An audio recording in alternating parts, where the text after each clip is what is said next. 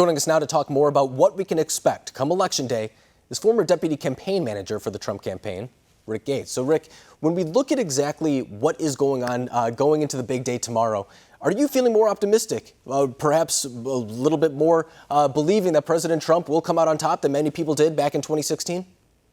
Yeah, Alex, thanks very much for having me. The short answer is absolutely what we've seen over the last, 3 or 4 days, particularly in terms of the president's intensity that we've seen at the rallies.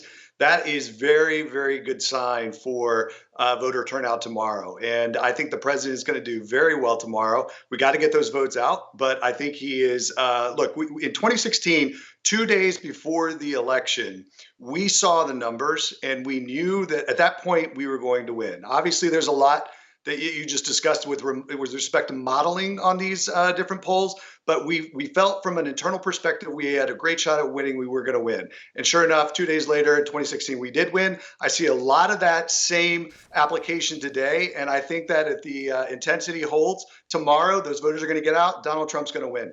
And it's a hard thing to draw parallels between this race and 2016 because, of course, the coronavirus pandemic put a lot of things into different perspective. There's a surge of early mail-in voting, things of that nature as well. But I keep hearing people say, well, Joe Biden is more likable than Hillary Clinton. And I think that is true. But also, the campaigning is totally different. I remember Hillary Clinton being criticized for not campaigning a lot in Michigan, for example. But even this campaign cycle, the Democratic Party did not put an emphasis on in-person events, in-person campaigning, even door knocking. Do you think those are things that could come back to bite them?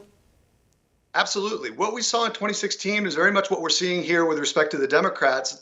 Hillary Clinton had a lot of soft support in key Democratic states that we were able to come in, like Michigan, Wisconsin, Pennsylvania, and take away, those states. And you're seeing that same soft support for Joe Biden. And so, that matters on Election Day because people aren't inclined to go support or go vote for that individual, where a much more intensified, enthusiastic person is. And that's what you're going to see tomorrow is going to be the key difference of whether or not, Trump can get more people out or Biden get more people out. And clearly, if you look at the intensity level, Donald Trump's going to win that hands down.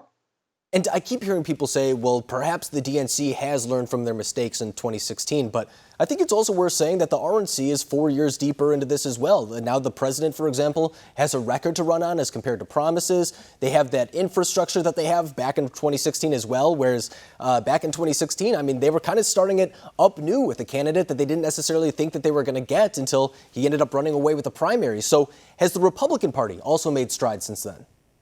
Yeah, you're absolutely right. Both have made strides. The Republicans did great in 2016 of capturing that early voter registration, early in-person voting. That really helped us in North Carolina and Florida in 2016 and actually paved the way for victory in those two states. And that was replicated now. But interestingly, Alex, what you're seeing now is almost more organic as well. So you have the party and you have the campaign doing a lot, but there's also just this organic uprising of these boat parades, these long, car rallies. That is not being, instigated by the campaign or the party at all. Those are just natural organic movements by people within the party that want to express their support for the president. That is something we didn't really have in 2016. So it's a major difference. And then on the Democratic side, look, they learned a lot from 2016. Obviously, they had the benefit of hindsight. So that's why they're more worried about what is going on with the polls right now, because they are concerned about the potential of Donald Trump, pulling out another victory.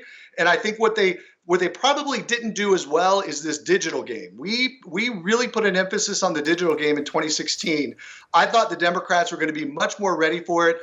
Michael Bloomberg got it off the ground, but the Democrats haven't followed suit, and they haven't really implemented that same digital game that the Republicans have been able to do. I think you're exactly right, because even when you look at some of these big fundraising races, a lot of people were talking about Amy McGrath against Mitch McConnell in Kentucky, saying she's raising all this money. But then you start looking at it, and it's a lot of out-of-state money. And then I, for example, see a poll this morning saying that she's down 12 points. So sometimes it's not all about the money or anything like that, but that organic type of component that you're talking about, because that quite literally translates to direct votes. But when we talk about Joe Biden as well, I thought it was interesting that he got the nomination at all. I think a lot of people early on in the primary thought it could be Bernie Sanders. He had that enthusiasm in 2016, only to have it taken away by the DNC, as they say. But this year, again, it was the same kind of situation. And then now we have Joe Biden, another person who is a continuation of what many people call the neoliberal policies of the Obama administration, especially someone who supports those policies in places such as Wisconsin and Michigan in the Midwest that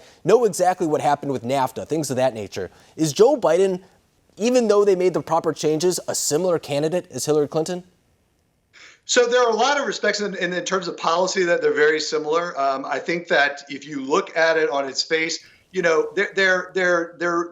weak candidates overall. The context of what the Democrats could have put up both in 2016 and in 2020, and I think ultimately that's going to hurt them. You hear the argument that Joe Biden has lower negatives. And that's fine, he does, but he still doesn't have that ability to galvanize his voters or get people out there to support him. And look, that probably goes to a lot of being a 47-year career politician, where across the timeline and spectrum, he's made a lot of promises that he hasn't kept. And he's changed his policies on a lot of matter, not just in the 47 years, but as recent, in the last 3 weeks, with respect to the oil industry and fracking and other issues that, really caused Democratic voters to be, I think, confused and concerned about some of his positions. And that's just, that's similar to both he and Hillary Clinton in that regard, whereas Trump's been able to come through and directly communicate with people. And that's been one of the biggest strengths that he has been able to do both in 2016 and in 2020. No, I think you're exactly right. And I'm not a betting man, but I know that betting people do like consistency. And you know what you're getting with President Trump, whereas Joe Biden, even when it comes to fracking in Pennsylvania, his support of the Green New Deal, court packing, you don't know exactly what you're getting with Joe Biden. And I think that's something that a lot of, especially independent voters, are not so much on board with. They want to know what they're getting if they're going to be casting their votes this time around. But Rick Gates, I really appreciate you coming on the show tonight, breaking down where we stand and the comparisons to 2016. Thank you. Great. Thank you. Take care.